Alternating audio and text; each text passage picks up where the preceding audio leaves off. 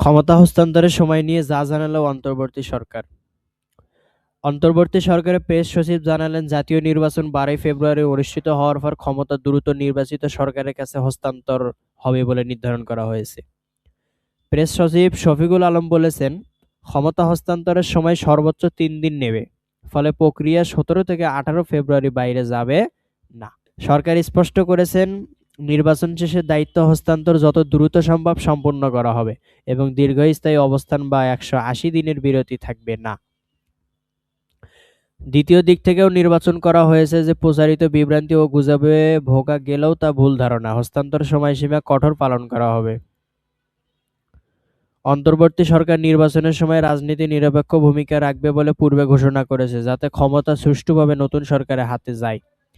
এই হস্তান্তর পরিকল্পনা রাজনৈতিক দৃঢ় প্রতিশ্রুতি হিসেবে ধরা হচ্ছে, যা অবিলম্বে নির্ধারিত সময়সীমার মধ্যে বাস্তবায়িত হবে।